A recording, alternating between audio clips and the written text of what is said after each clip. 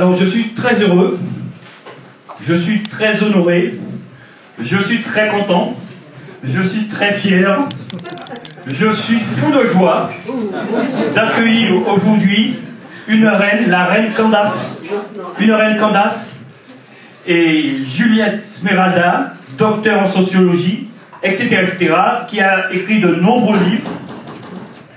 Certainement la réincarnation de la reine Candace à Marie-Réna, c'est peut-être, ou bien de la messe Néfertari, je sais pas. Il faudra faire des recherches là-dessus. En tout cas, elle va nous présenter... bon, vous savez, c'est une femme qui... Elle ne fait pas le déplacement pour rien. Les thèmes qu'elle choisit, c'est toujours chaud, brûlant. D'ailleurs, étant originaire, bon, africain originaire de la Martinique comme elle, je peux vous dire que, bon, c'est une femme, c'est certainement la femme actuellement la plus importante à la Martinique, et peut-être dans la Caraïbe, et peut-être il faudra qu'on fasse un vote un jour pour savoir si c'est sur le continent africain ou si c'est mondial.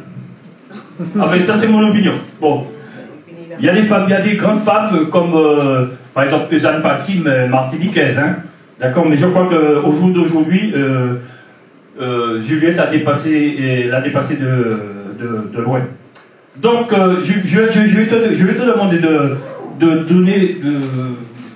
de faire une petite présentation, et puis de donner le thème de ta présentation, d'accord? Voilà, parce que c'est toi qui as cette compétence, hein? Voilà. Et puis je me remercie, franchement, je remercie les frères comme Djéhouti qui sont présents dans le stade Africa. Madame qui a déjà fait une intervention, tu me rappelles son nom? Sarah, qui a déjà fait une super intervention. Elle est aussi, donc, vous avez le docteur en sociologie, elle est aussi docteur dans neurosciences. Bon, vous voyez, nous avons des têtes ici, hein. Vous avez des têtes, bon, il y a de nombreuses personnes que je vois pour la première fois, mais bon, en tout cas, merci. Merci Djoko d'être là, merci Adissa d'être là. Bon, eh bien, Juliette, je vais te laisser, voilà, et vous allez plus entendre parler de moi. Merci. Prenez vous étudier, au thème. Eh bien, il me dit qu'il est très honoré, il me met sur un piédestal. Moi, je suis toujours restée, parce que je suis très paysanne, je suis restée les pieds ancrés dans mon sol. Alors, il est imaginaire, il est réel, il est de la campagne, il est d'un pays qui est bien repéré en moi, bien enraciné.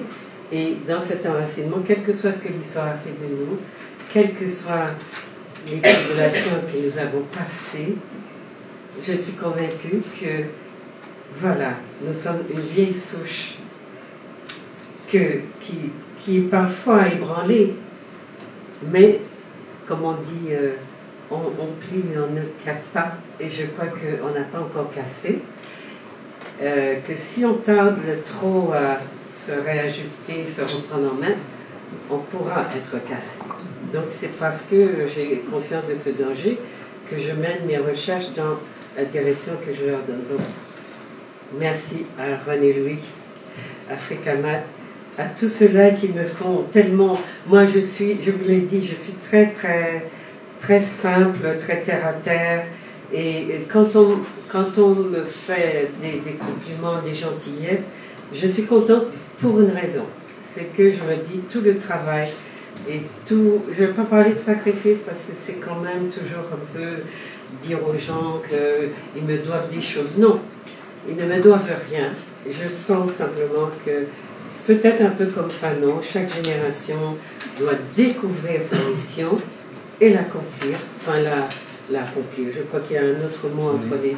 Voilà. Donc je fais ça parce que je sais que j'ai une compétence, que je l'ai choisie, en me préoccupant de comment elle pourrait servir mon peuple. Et cette compétence-là, on me l'a demandé dans beaucoup d'autres lieux, de beaucoup d'autres façons. Et j'ai eu une conscience très tôt, vraiment très tôt, de ce que signifiait être indominé, être né dans un environnement où on ne s'appartenait pas, dans un environnement où d'autres captaient nos ressources, nos richesses, notre créativité à leur profit, puisque les miens sont les pauvres et ceux qui captent les richesses sont les riches. Donc je n'ai pas besoin d'être mathématicienne, je n'ai jamais été très douée en mathématiques, mais il y a quelques quelques éléments de maths que je maîtrise, c'est-à-dire, voilà, quand on me prend, je fais soustraction et addition, et je sais que voilà, je suis dans ce qui a été soustrait, et que je ne peux pas additionner et faire, donc capitaliser pour moi, pour mon peuple, pour les miens, comme je les appelle. Donc, je remercie donc aussi tous mes amis qui m'ont reçu de Africamat, aussi de nous avoir donné un beau local, hein, pour, j'allais dire, bien parler, nous chamailler, nous confronter, discuter, parce que le continent est à une étape essentielle de son existence. Si elle rate cette marche-là, s'il rate cette marche-là, c'est fini. Donc nous avons un devoir qui est, bon, c'est une urgence, mais ça veut dire que ça n'est pas à prendre à la légère. Nous avons le devoir de sauver notre continent, notre peuple, que nous soyons dans la diaspora ou sur le continent. Nous avons ce devoir-là. Et il ne faut pas le méconnaître, il ne faut pas le sous-estimer, il ne faut pas être blasé, il ne faut pas perdre l'essentiel de ce qui se passe actuellement. C'est véritablement urgent. Donc je vous remercie d'être là. J'espère qu'on va discuter à côté de voilà, la question de est-ce qu'il y a un problème avec notre élite. Oui, nous sommes un peuple sans tête. Oui, il y a bien une tête, mais elle ne nous appartient pas. Elle est utilisée par ceux-là qui nous tiennent sous domination. Et il faut bien comprendre que c'est une des modalités de la lutte qu'on mène contre notre peuple depuis. Si ça a été possible, c'est qu'il y a quelque chose, soit que nous n'avons pas été, que nous n'avons pas vu, que nous n'avons pas compris, donc que l'évolution de notre histoire fait que nous sommes obligés d'entrer dans des paradigmes auxquels nous n'étions pas préparés. C'est-à-dire que notre peuple vivait sa vie, bien sûr qu'il y avait des choses sur le continent. On n'est pas dans l'angélisme, hein, et on n'en a pas besoin. L'Afrique faisait sa vie, elle faisait ses affaires, elle avait ses royaumes, elle avait ses traditions, elle avait ses... Voilà, ses manières de faire, de vivre, de concevoir, ce qu'on appelle un habitus, une manière de se positionner dans l'existence. Et puis voilà que des gens arrivent qui lui envient toute cette richesse extraordinaire, qui n'est pas que matérielle, et qui vont décider de s'approprier ces richesses-là. Je ne parle pas seulement des matières premières après lesquelles tout le monde court actuellement, parce qu'on parle beaucoup d'Afrique, mais faites bien attention de l'Afrique qui intéresse les Occidentaux actuellement et qui fait que tout le monde se précipite sur le continent pour envoyer des lettres de doléances, devenir ambassadeur, devenir représentant. Attention, il y a beaucoup de choses que l'Afrique méritait qu'on lui reconnaisse avant qu'on découvre en Occident qu'on était en déclin, et que, voilà, il aurait fallu se préoccuper depuis longtemps de savoir qu'on ne traite pas les êtres les plus anciens de l'humanité comme les torchons, comme pour lesquels on les a considérés depuis longtemps, parce qu'on n'a pas fini d'être des torchons. Faites bien attention. Donc, la question de l'urgence, la question de comment on a été traité, et puis la question de la façon dont les richesses du continent continuent sous des modalités un petit peu nouvelles à être convoitées, qui donnent le sentiment, et ce n'est pas seulement le sentiment, que tout le monde converge actuellement vers le continent. Si vous suivez au quotidien ce qui se passe sur les médias en Afrique, vous allez voir, les Africains n'ont plus le temps de réfléchir, de penser. Tous les jours, ils sont sollicités, tous les jours, voilà. Et ça peut être aussi un danger, parce que ça vient de manière un peu rapide, et l'Afrique n'est pas homogène, elle n'a pas eu le temps de créer les bases d'une vision commune qui ferait que chacun serait bien sûr conscient de ses intérêts, mais comprendrait aussi qu'un modèle un peu plus fédérateur serait, face à ce qui est en train d'arriver là et qui ressemble à un tsunami, ben qu'elle aurait eu le temps de se préparer. Elle n'est pas préparée. Mais c'est elle qui détient la clé de l'avenir, les clés de l'avenir. Mais elle n'est pas préparée. Et tout dépendra de ce que nous ferons pour l'aider à ne pas être submergée par cette vague énorme qui est en train d'arriver, mais qui arrive déjà. Donc il y a 2 ou 3 pays qui essayent de résister, mais vous voyez, l'Occident, c'est une vieille matrice qui a appris pendant des siècles, développé des techniques d'une scélératesse incroyable et qui tiennent le continent en étau et qui font que justement, elle nous a privés, qui fait qu'elle nous a privés de ce qui est essentiel, c'est-à-dire de notre élite. Donc nous sommes beaucoup dans la critique de l'élite, mais nous sommes dans la guerre dans laquelle on veut nous inscrire. C'est-à-dire qu'en rejetant notre élite, en la critiquant, et elle mérite, et il faudra la critiquer, mais elle est à nous, il faut que nous la reprenions. Nous en avons besoin pour nous sauver, pour nous sortir. Donc nous allons faire le travail qu'il faut pour amener notre élite à reprendre sa place parmi ses enfants et à s'occuper de ses enfants. Voyez, là, et vous avez suivi qu'il y a des intellectuels, des universitaires sénégalais qui ont commis un manifeste à cause de ce que Sall est en train de faire au Sénégal contre Sonko. Et donc les Sénégalais qui sont habitués, dit-on, voilà, depuis longtemps à voir, concevoir un peu à l'occidental ce que c'est qu'une démocratie, et qui ont une idée de la façon dont ils veulent être gouvernés, sont en train d'être très choqués par ce qui se développe. Et on a vu, pour, quand même, il faut le dire, peut-être l'une des rares fois de notre existence, des intellectuels africains prendre position contre cette sorte de durcissement du régime et de dictatorialisation de la façon de se maintenir au pouvoir, parce que, il ne faut pas se le cacher, les puissances occidentales, la France en premier, à qui le Sénégal appartient très largement. Le Sénégal est une arrière-cour de la France, donc vous comprenez qu'on ne va pas laisser Macky Sall, qui est franc-africain, s'en aller comme ça.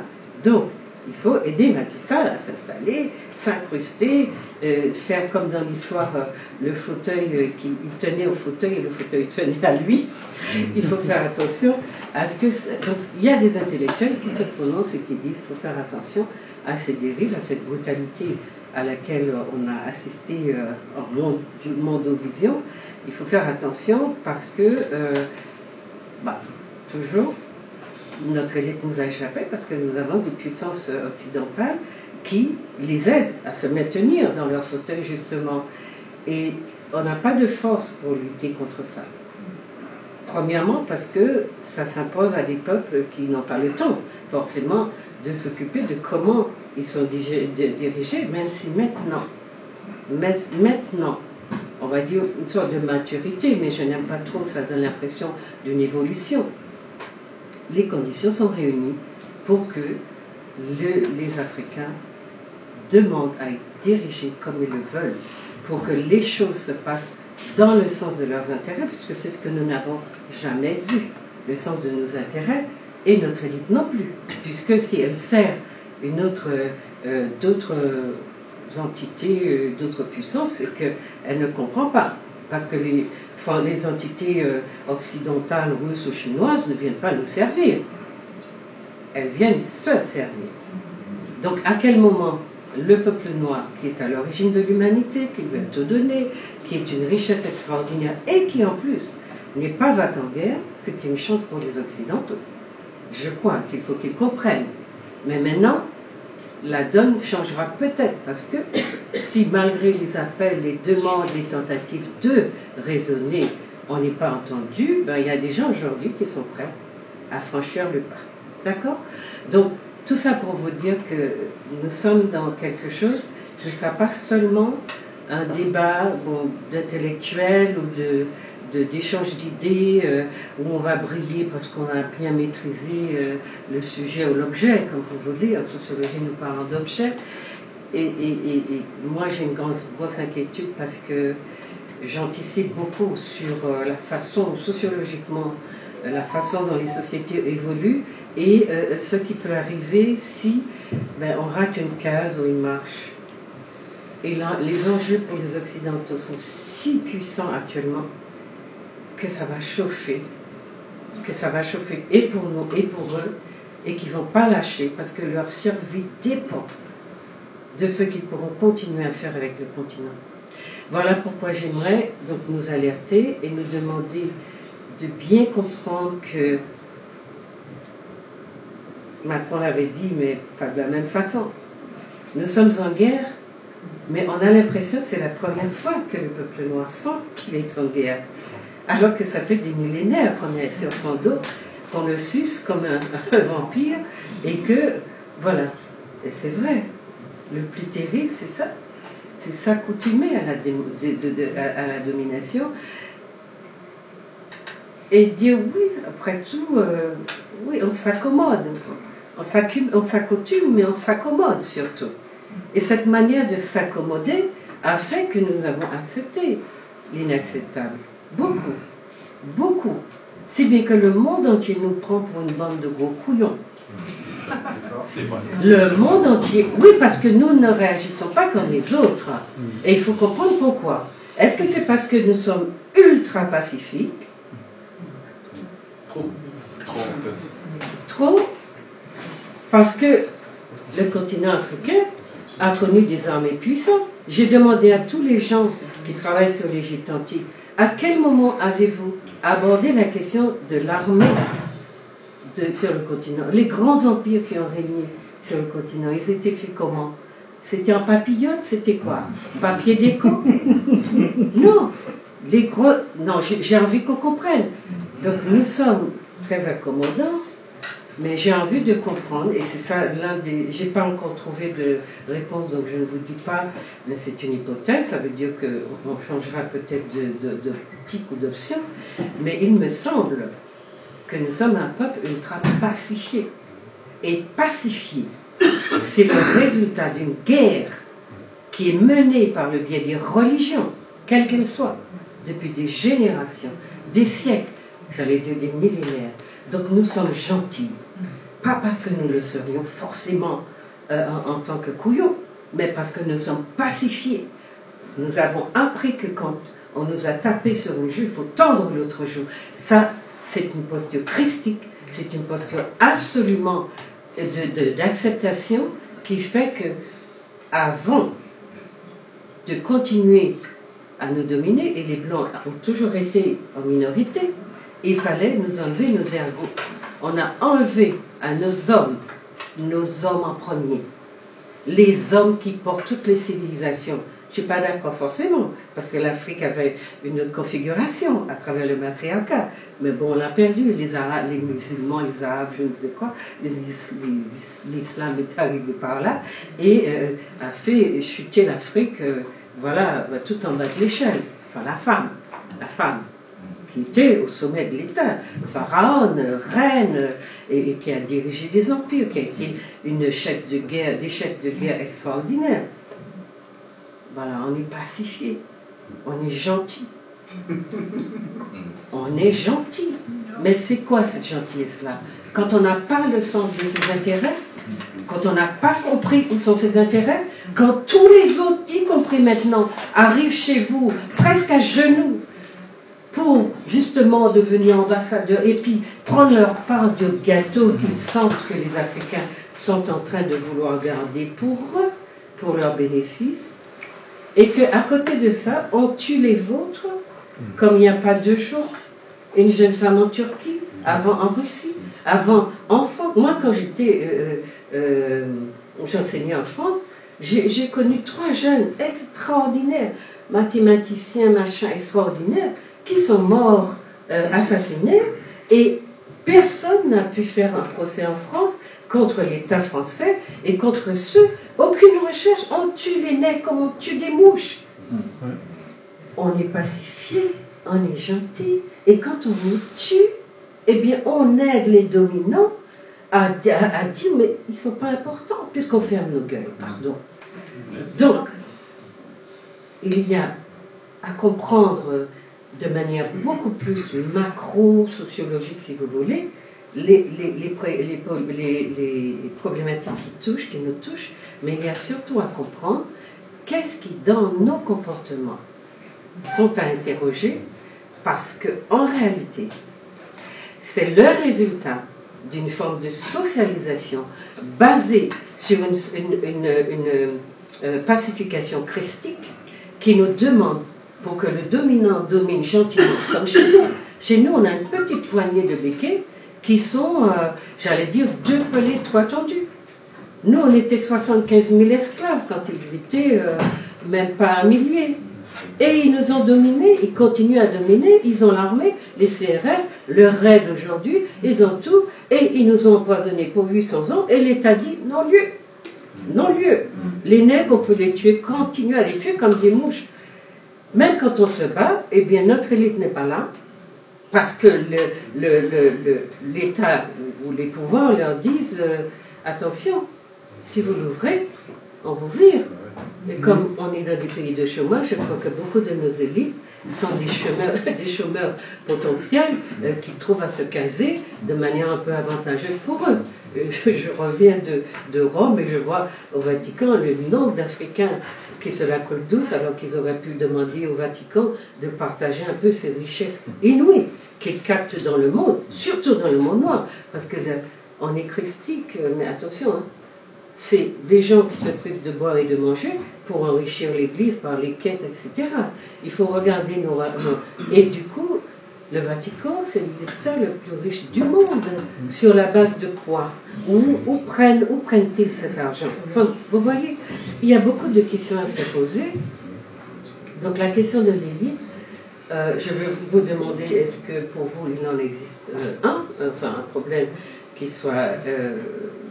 qu'il faille le coup qu'on l'interroge, et puis est-ce que la façon que, puisque René Louis me disait que j'allais présenter moi le titre, l'intitulé, je ne sais pas si c'est une conférence, moi j'aimerais vraiment débattre avec vous parce que j'ai tellement de recherches que c'est difficile de venir avec quelque chose de très synthétique, mais je vais le faire de toute façon. C'était de vous dire, donc pourquoi les élites noires, pourquoi notre élite nous trahit-elle? C'est violent comme titre. Est-ce que vous pensez que la question est bien posée? Est-ce qu'on pourrait la poser autrement? Parce que moi, je vous dis, ce coup-ci, on ne doit pas rater le coche. Et si on n'a pas d'élite, si on la fout dehors, si on lui dit qu'elle nous trahit depuis des millénaires et qu'elle n'a qu'à aller voir ses maîtres, eh bien les maîtres ne demandent que ça. Parce que, comme on l'a vu auprès des grands intellectuels comme Mbembe et tout ça, que le pouvoir dominant arrive à s'approprier avec les résultats qu'on voit, eh bien, voilà.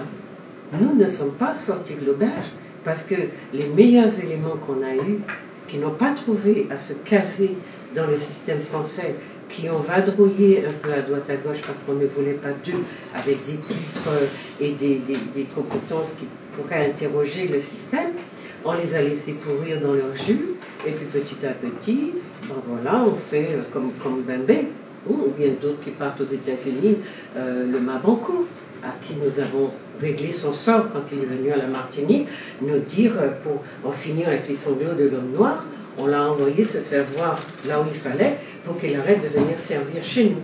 Des béquets qui étaient en train de nous écraser et qui le sont encore une petite poignée de gens qui détiennent tous les pouvoirs, qui ne partagent pas, qui sont racistes, qui vivent en endogamie et qui continuent à croire que, j'allais dire, comme on dit en créole, ils bon comme ça. Ils bon comme ça, IBKS, ou bien IBKS, comme ça qu'on le dit en abrégé, IBKS, eh bien nous, aujourd'hui, les jeunes disent, pas seulement les jeunes, il y a beaucoup de... En fait, il y a comme un voile qui s'est déchiré. Il y a tout un peuple sur la planète qu'on a tenu, mais vraiment en laisse, qu'on a aveuglé, et qui tout d'un coup est en train de voir, de regarder et de comprendre. Mais ça a un impact, c'est d'une puissance. Vous savez ce que ça veut dire en termes énergétiques? Vous savez ce que ça dégage, ça, cette énergie-là? Tout un peuple qui tout d'un coup regarde son dominant et lui dit: maintenant je te vois, je vois à travers toi, je sais ce que tu m'as fait. Je ne suis pas là pour détruire comme toi tu as détruit et comme toi tu continues à détruire. Mais là c'est fini, là c'est stop. Là aujourd'hui, je pose les bases d'une nouvelle relation et je veux du gagnant-gagnant. Et on n'ira pas autrement. Même en venant avec 100 000 ambassadeurs et des gens qui viennent pour tirer leur truc du jeu, je disais tout à l'heure à mes amis, nous demanderons aux pays, aux constitutions, d'inscrire dans leur constitution que tous ceux qui veulent fonctionner ou avoir des relations, entretenir des relations avec le continent, des relations, on espère, assainies, et bien qu'ils inscrivent dans leur constitution qu'ils doivent protéger les Noirs qui sont dans leur pays. Pour que ni en Turquie, ni en Russie, ni en France, ni en Espagne, ni nulle part ailleurs, parce que ces gens-là sont partout chez nous, et ils ne meurent pas. Pour quelle raison les nôtres meurent? Parce qu'ils sont chez eux. Donc, inscrire dans la Constitution cette obligation. Et si vous n'êtes pas d'accord, eh bien, on ne fricote pas avec vous. C'est ça. Donc, poser des bases, des exigences, avoir confiance en soi. C'est pour ça que j'ai tellement travaillé sur aussi l'estime de soi, pour dire que le Noir n'a pas un problème d'estime de soi dans son ADN. Il en a un parce que son environnement l'empêche de croire en lui. Et c'est sur cette base-là que les relations asymétriques, inégalitaires, se sont instaurées et perdurent parce qu'on a des moyens de pression. Regardez Bembe. Bembe, c'était l'un des plus brillants historiens formés à la Sorbonne. Pourquoi ils nous veulent, pourquoi ils permettent aux Noirs d'arriver dans leurs universités s'ils n'ont pas le droit de prétendre à des postes de prestige, maître de conférences, etc. On les garde pour les autres. Bembe n'a jamais pu, en France, devenir maître de conférences. Il est parti en Afrique du Sud. C'est une personne qui trimballe une sorte de frustration immense, parce que l'admiration de tous ces intellectuels pour l'Occident est grande, mais immense en même temps, frustré. Eh bien, combien de temps après on a ramassé Bembe? L'État qui vous met dans la marge en vous disant non, non, non, il n'y a encore rien pour toi là. Mais je te garde sur le coude parce que j'aurai besoin de toi. Nos intellectuels, c'est comme ça qu'ils sont utilisés. On a gardé Bembe sous le coude et tout d'un coup, Bembe est devenu le grand recruté par le grand maître qui mène la barque, et il recrute des gens qui vont parler au sommet de Montpellier. On apprend après que c'est une vaste comédie, que ça a été préparé, qu'ils ont répété. Macron qui était là, qui faisait le grand écouteur généreux, etc. Monsieur savait ce qu'allait dire chacun des intervenants. Il était complice de ça. Il a débloqué une masse d'argent incroyable pour faire cette comédie à la face du monde. Il lève des jeunes comme ça avec Bembe, il les lève comme ça, il les fait venir à Montpellier sans l'intervention des chefs d'État, sans qu'ils soient consultés. Jamais au monde une chose pareille ne s'est vue. Je n'ai jamais senti plus d'humiliation que ça. Comment voulez-vous? Vous entrez chez les gens, vous prélevez leur jeunesse, vous leur dites ce qu'il faut dire, vous les payez et vous dites que vous donnez une telle somme au continent pour que eux ils entrent et qu'ils soient ceux qui vont remplacer les tortionnaires que nous avons en place jusqu'à maintenant et qui seraient les tortionnaires nouvelles fortes, comment on dit ça, formule, c'est-à-dire ceux qui vont continuer la Franc-Afrique en étant plus jeunes, moins décrépits, etc. et qui continueront à vous laisser ouvrir vos ailes et traiter les nègres comme les esclaves d'il y a des milliers d'années. Combien de personnes les nègres ont mis en esclavage? Combien de peuples? Chez combien de peuples ils sont allés faire la loi? On n'est pas seulement dans de la symétrie, on est dans quelque chose d'insupportable. La question c'est comment avec les intelligences que nous avons, la conscience que nous avons, comment supportons-nous ça? Et pourquoi c'est si long? Qu'est-ce qui se passe? Je veux bien que ça soit Christi, d'accord? Mais les Blancs, ils étaient aussi dans l'Église, on les a aussi mis dans l'Église. Mais ils ont réussi à dire, moi, c'est des... Voilà, là, ces machins-là, c'est pas pour moi. Donc les églises des Blancs sont remplies des nègres, même quand ils sont chez eux. Les églises des Blancs sont remplies des nègres. Pourquoi? Parce que soi-disant, nous sommes des êtres spirituels. C'est quoi? C'est cette spiritualité-là que l'Afrique pratiquait? C'est là qui a fait qu'on a foutu son vaudou et tout le reste sur le côté en disant que c'était des machins démoniaques. Qu'est-ce qu'il y a de plus démoniaque que d'entrer dans une église remplie de saints blancs, de figures blanches, de blonds aux yeux bleus, pour des nègres? Et quand vous leur dites, mais comment c'est possible? Il n'y a qu'une humanité sur la planète et vous qui êtes les premiers, pourquoi l'acceptez-vous? Eh bien non, c'est normal. Mais Dieu n'a pas de couleur, n'est-ce pas? Il est dans mon cœur. Ah bon?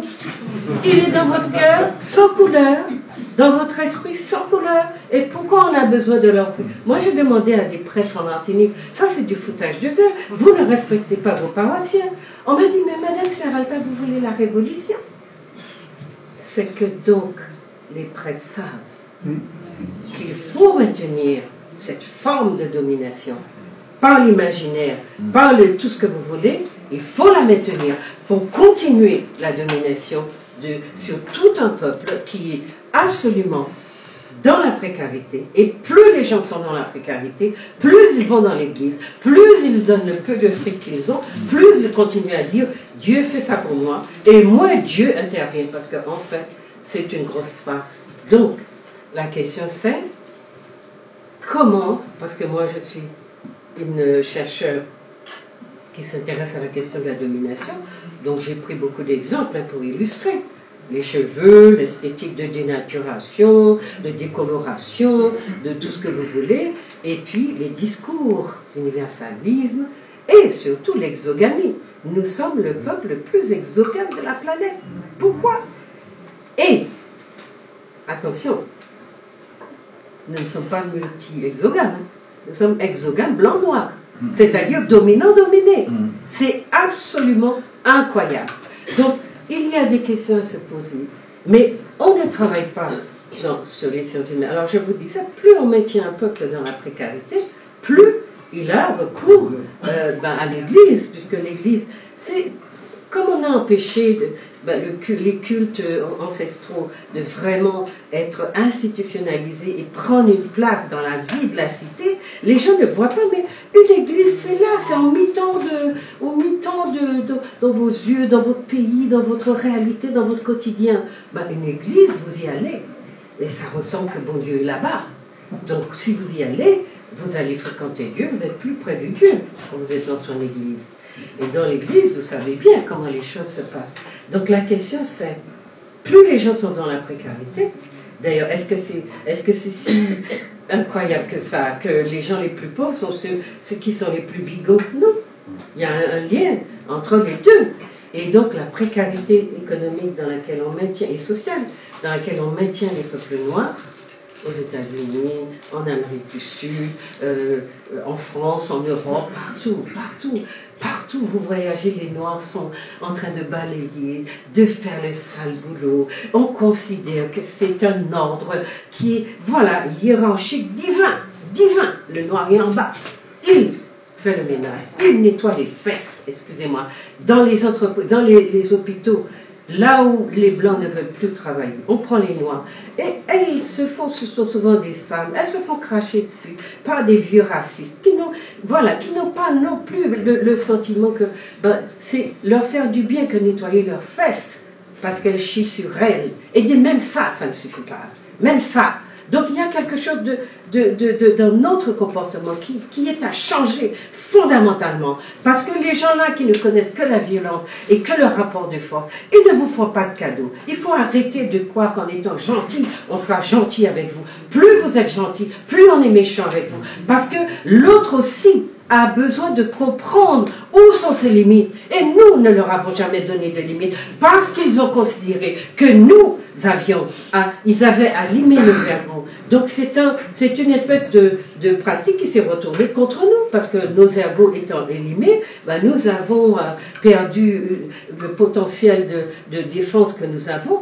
Par contre, et il y a des sociologues qui l'expliquent très bien, le détournement de l'agressivité contre l'intragroupe. C'est pour ça qu'on dit tout le temps on est contre net. Parce que nous sommes interdits de diriger notre agressivité ou notre ressentiment contre le dominant, mais nous sommes autorisés, plus que ça, à la détourner contre nous-mêmes. Donc, c'est beaucoup plus facile de nous esquinter les uns les autres, de nous dépouiller les uns les autres, que d'aller dire aux Blancs, écoute, toi, depuis des millénaires, tu es en train de me pourrir la vie, eh bien, aujourd'hui, je décide que j'en ai marre. Et c'est fini. Eh bien, donc, ça, c'est un travail sur les mentalités qu'il faut mener.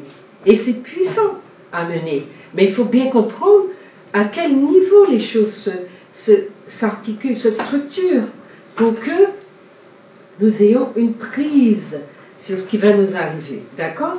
Donc, moi, je vous remercie d'être là. J'ai toujours des introductions un peu longues. Hein? Pardon.